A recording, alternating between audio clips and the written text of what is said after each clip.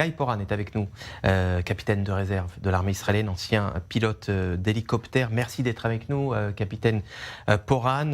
Un mot peut-être sur cette vidéo qu'on vient de voir. Ce sont les premières images de l'arrivée des militaires qui ont à la fois la tâche difficile de vérifier qu'il n'y a pas de terroristes sur le terrain et puis de découvrir cette horreur aux premières heures de l'attaque. Oui, qu'est-ce qu'on peut dire? C'est très très dur et de revoir. On a vu beaucoup d'images, beaucoup de vidéos, et chaque fois qu'on voit un truc pareil, ça fait mal au cœur. Et je crois que les soldats qui sont maintenant en Gaza, en train de trouver, de tuer de Hamas, et de l'autre côté de trouver des otages, ils gardent ce type d'images dans leur tête tout le temps. Ouais. C'est triste. Ouais. On en vient à l'opération terrestre qui entre dans sa deuxième semaine maintenant, opération terrestre dans le nord de la bande de Gaza. Vous êtes un ancien pilote d'hélicoptère. Il semblerait qu'aujourd'hui il y ait moins de bombardements, de raids menés par la l'armée israélienne, mais qu'au contraire, les soldats au sol commencent à la nouvelle phase de l'opération terrestre, à savoir la destruction des tunnels. Comment l'armée s'y prend pour déloger les terroristes qui sont dans ces tunnels ?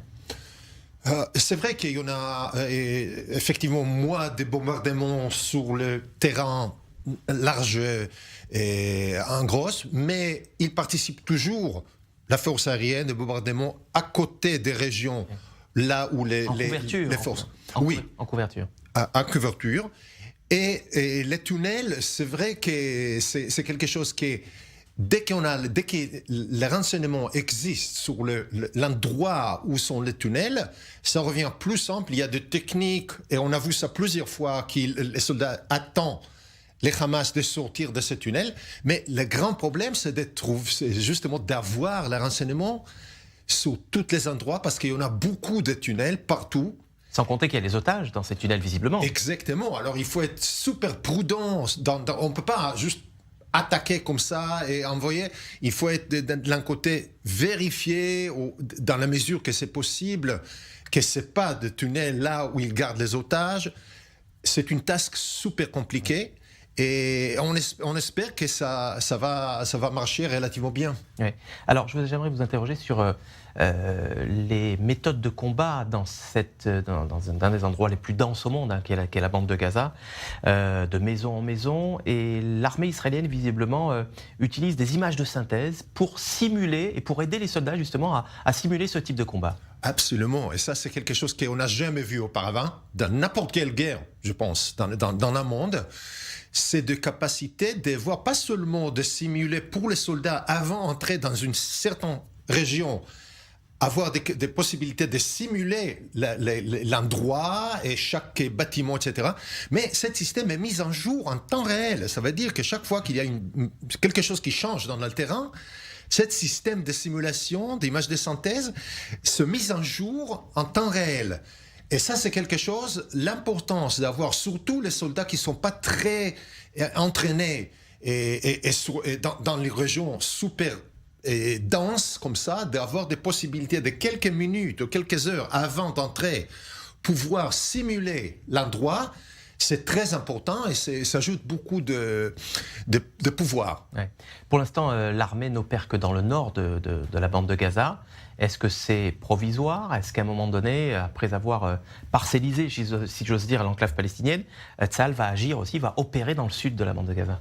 Bon, l'idée pour l'instant, c'est de montrer aux populations et à la monde entier que Israël garde un endroit de Gaza là où il permet des réfugiés du Nord d'être relativement sécurisés. Et alors, on ne va pas certainement opérer là-bas dans la même mesure comme au Nord. Mais, toujours, même maintenant, il y a certaines opérations là où on sache spécifiquement où il y a quelqu'un, au commandant de Hamas dans le sud, il n'est pas protégé par le fait qu'il est là-bas.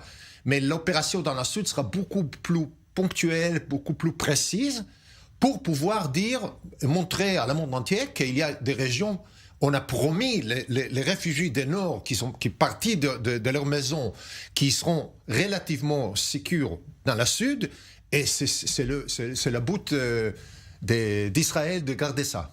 Si Tsahal encercle Gaza City, la ville de Gaza, ça veut dire quoi? Ça veut dire que le principal des effectifs, du commandement, des quartiers généraux du Hamas se trouve dans cette ville La majorité, et non pas dans le sud? Absolument. Oh, bien sûr, et la majorité est toujours là.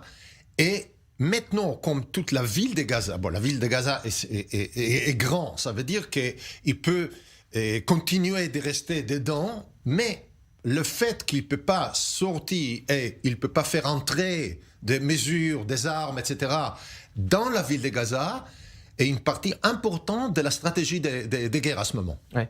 À en croire certains éditorialistes israéliens, le gouvernement d'urgence examinerait un scénario à la Beyrouth 1982. Ça veut dire quoi? Lorsque l'armée israélienne était entrée au sud Liban et avait chassé l'OLP et Yasser Arafat.